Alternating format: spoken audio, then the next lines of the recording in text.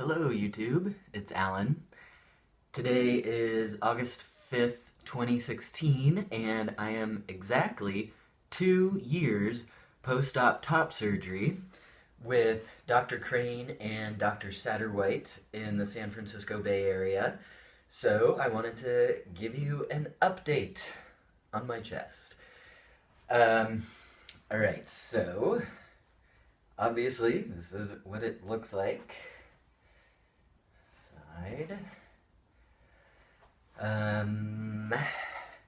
So I don't really have a whole lot of new stuff to report. I mean, most of it is the same as my last chest update.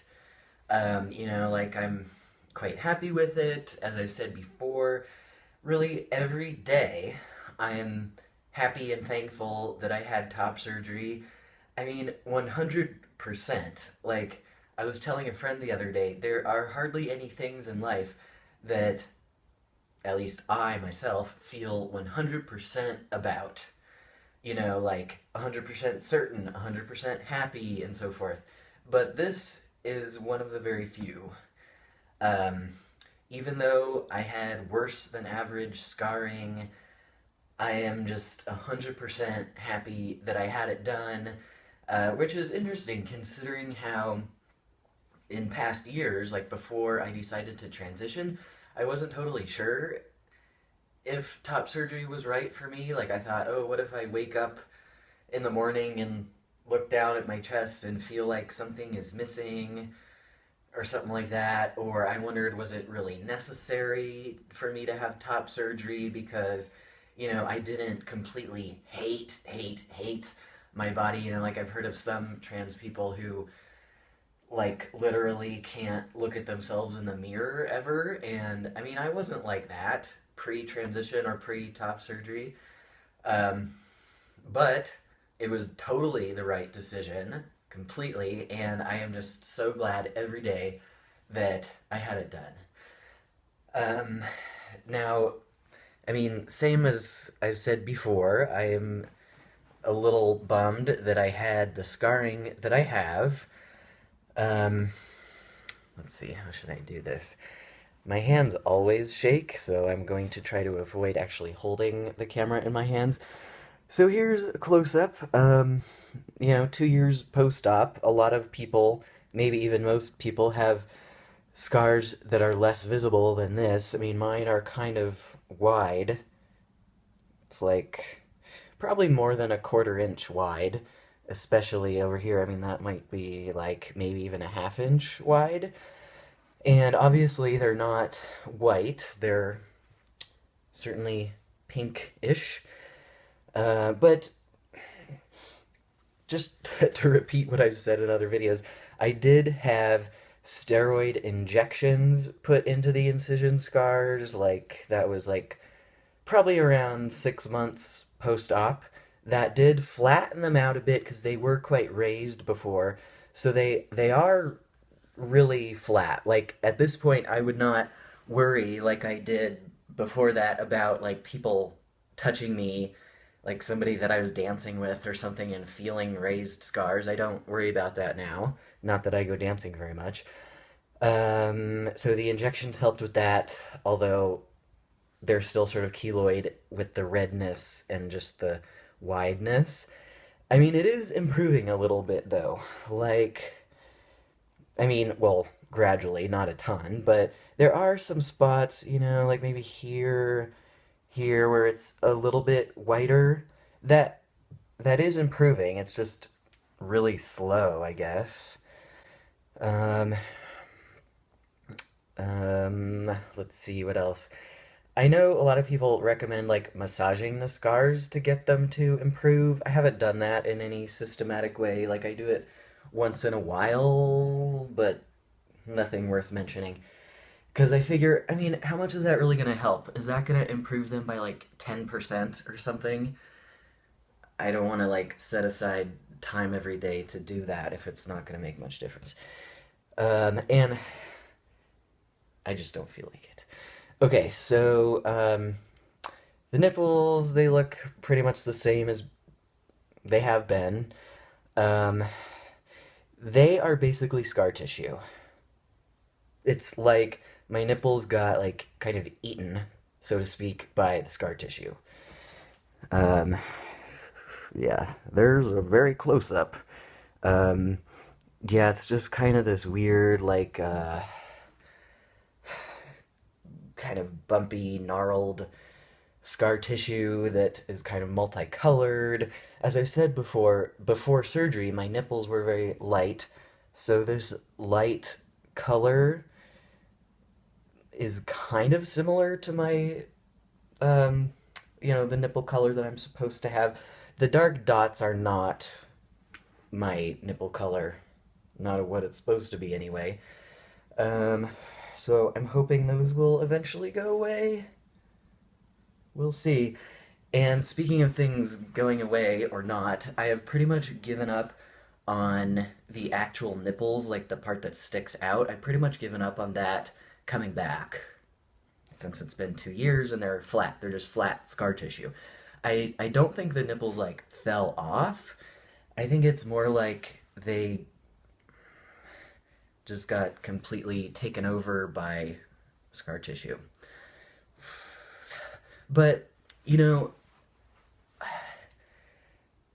it's not as bad as I thought it would be. I mean, psychologically, that's not as bad as I had feared if something went wrong with the nipples, because, for one thing, I've talked with other trans guys who either have had surgery or not, and they, and if they haven't had it, they're in the situation of not binding, and they have kind of small chest, and they've talked about being self-conscious of their nipples like sticking out and you can see it through their shirt.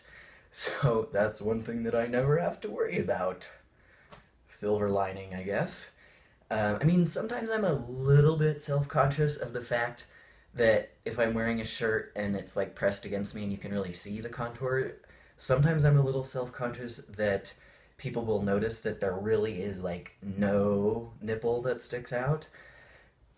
But that's a tiny thing. I mean, I really don't worry about it. I don't think anybody would really think that, and even if they did, it doesn't really bother me because I have a male chest, so whatever. It'll be interesting to see if my nipples like fade away completely as time goes on, if because they're basically scar tissue, like if they just get white. I don't know, but I am considering getting tattoos on them in the future, like after they have a while longer to kind of just tone down on their own. I researched like nipple tattooing for women who have had mastectomies because of breast cancer, and if somebody has the training in that, like these are not people at tattoo shops. They're more like tattoo cosmetic people. It can look pretty good. So I might look into that later in the future, and maybe they could get the general color to be better and then make it look like I have an actual nipple in the middle.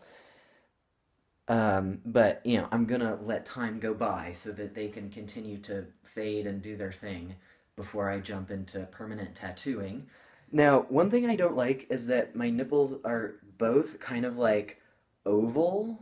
They're not really circles, they're more like oval. That bothers me, but it's not something I obsess about.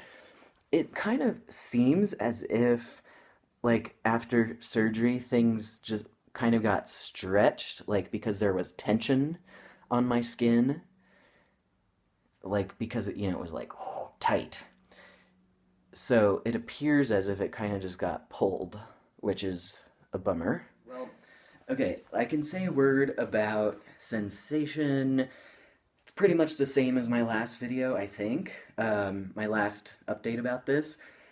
Like, this area kind of along the incision and below the nipple or along the nipple, that's pretty numb. Like, well, actually, I can feel a light touch here.